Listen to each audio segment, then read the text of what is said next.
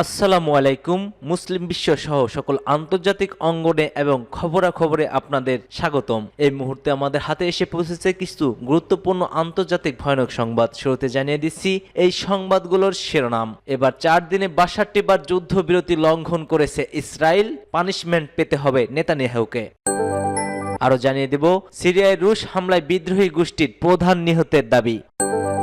অন্যদিকে সিরিয়ার রাজপ্রাসাদ বিদ্রোহীদের দখলে এগিয়ে আসছেন ইরান। একই সঙ্গে থাকছে বিদ্রোহীদের উপরে বিমান হামলা জোরদার করেছে রাশিয়া ও সিরিয়া।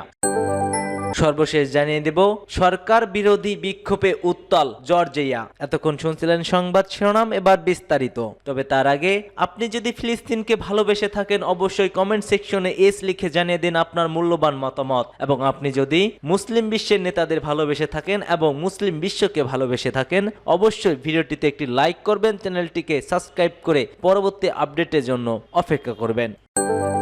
4 দিনে 62 বার যুদ্ধবিরতি লঙ্ঘন করেছে ইসরায়েল, নিহত হয়েছেন 2 জন। লেবাননে যুদ্ধবিরতি চুক্তি কার্যকর হওয়ার 4 দিন অব্যাহত হলেও ইসরায়েলি বাহিনীর অব্যাহতভাবে এ চুক্তি লঙ্ঘন করেই চলছে। এমনকি গত 24 ঘন্টায়ও হামলা চালিয়েছে ইসরায়েল, যার ফলে সেখানে 2 জন নিহত হয়েছে। লেবানন থেকে পাওয়া প্রতিবেদনগুলোর বরাতে রোববার লন্ডন ভিত্তিক আরবিক সংবাদ মাধ্যম আল আরাবি আল জাদিদ এ খবর দিয়েছেন। সংবাদ মাধ্যমটি জানিয়েছে, গভীর রাতে এবং রোববার ভোরে ইসরায়েলি বাহিনী দক্ষিণ লেবাননে আল খিয়াম শহরে আর্টিলারি হামলা চালায়। এছাড়াও যুদ্ধবিরতি কার্যকর হওয়ার পর থেকে প্রথমবারের মতো ইসরায়েলি ড্রোনগুলো লেবাননের রাজধানী বৈরুতে এবং এর দক্ষিণ অঞ্চলের উপর দিয়ে স্বল্প উচ্চতায় উড়ে গেছে। ড্রোনগুলো বৈরুতের উত্তর পূর্বে বালবেক শহরের উপরেও স্বল্প উচ্চতায় উড়তে দেখা গেছে।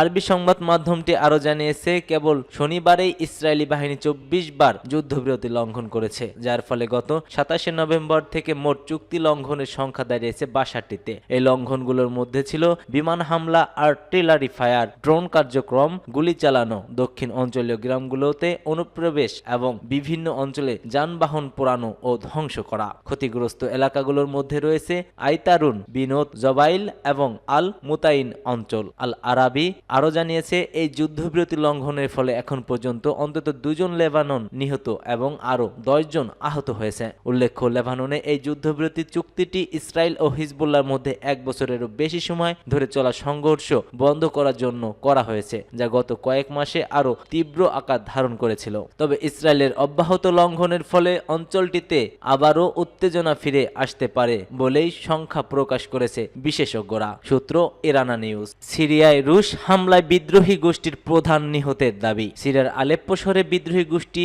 হায়াত তাহরির আল সাম এর নেতৃত্বে হামলায় দেশটির সেনাবাহিনীর ডজন খানেক সেনা নিহত হয়েছে। এরপর শহরটিতে ওই গোষ্ঠীকে লক্ষ্য করে হামলা করেছে রাশিয়া। দেশটির দাবি, তাদের হামলায় 3 শতাধিক বিদ্রোহ গোষ্ঠীর সেনা নিহত হয়েছে। তাসনিম নিউজের এক প্রতিবেদনে বলা হয়েছে, বিদ্রোহী গোষ্ঠীর প্রধান আবু মোহাম্মদ আল জুলানিও রুশ বিমান হামলায় নিহত হয়েছে। সিরিয়ার সংবাদপত্র আল ওয়ানতান জানিয়েছে, আল জুলানি বিমান হামলায় লক্ষ্যবস্তু ভবনের ভেতরে ছিলেন বলে জানা গেছে, যদিও তার মৃত্যুর বিষয়টি এখনো নিশ্চিত হওয়া যায়নি। আলেপ্পোর কিছু অংশ ও আশেপাশের বেশ কয়েকটি শহর দখল করে নিয়েছে বিদ্রোহী বাহিনী। বিদ্রোহীরা আলেপ্পোর বিমানবন্দর সহ গুরুত্বপূর্ণ এলাকা দখল করেছে। তাদের নিয়ন্ত্রণে এখন ইদলিব প্রদেশের মারাত আল নুমান শহরও রয়েছে। সিরিয়ার সিভিল ডিফেন্স জানিয়েছে, বিদ্রোহী নিয়ন্ত্রিত ইদলিবের সিরিয়া ও রাশিয়ার বিমান হামলায় 4 জন বেসামরিক নিহত এবং 6 জন জখম হয়েছেন। সিরিয়ার গৃহযুদ্ধে স্থবির হয়ে থাকা পরিস্থিতি পুনরায় উত্তপ্ত হয়ে উঠল।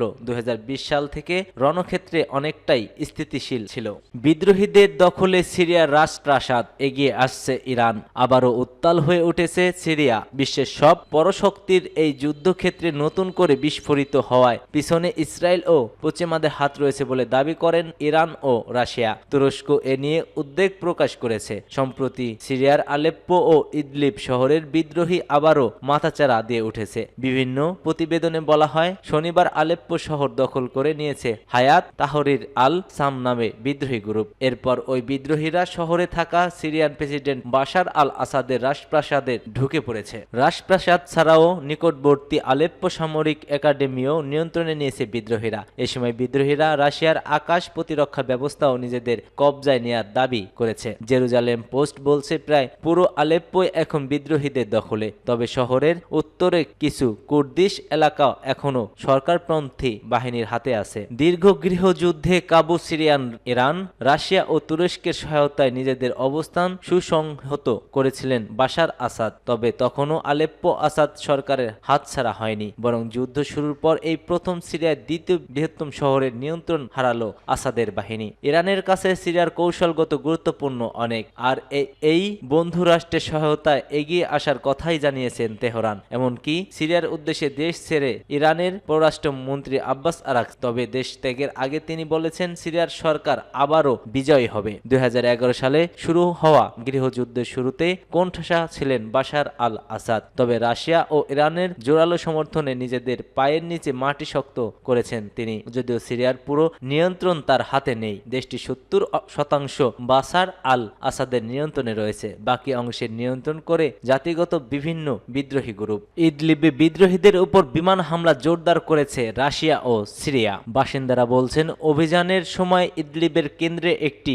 জনকীর্ণ আবাসিক এলাকাতেও হামলার ঘটনা ঘটেছে। এই এলাকাটি তুর্কি সীমান্তের কাছে একটি বিদ্রোহী অঞ্চলে বৃহত্তম শহর, যেখানে প্রায় 40 লাখ মানুষ অস্থায়ীভাবে বসবাস করছেন। ঘটনাস্থলে উদ্ধারকারীরা জানিয়েছে এ হামলায় অন্তত 4 জন নিহত এবং আরো কয়েক ডজন আহত হয়েছে। সিরিয়ার সেনাবাহিনী ও তার মিত্র রাশিয়া বিদ্রোহী গোষ্ঠীর আস্তানাগুলোকে লক্ষ্যবস্তু করার কথা জানিয়েছে। তবে বেসামরিকদের উপর হামলার অভিযোগ অস্বীকার করেছে দেশ দুটির রাশিয়ান এবং সিরিয়ান জেটগুলি ইদলিব প্রদেশের অন্যান্য শহরতলিতে বোমাবর্ষণ করেছিল, যা গৃহযুদ্ধে বছরের পর বছর ধরে সবচাইতে সাহসী বিদ্রোহী আক্রমণে সম্পূর্ণরূপে বিদ্রোহী নিয়ন্ত্রণে চলে গিয়েছিল, যেখানে 2020 সাল থেকে ফ্রন্ট লাইনগুলো মূলত হিমায়িত ছিল।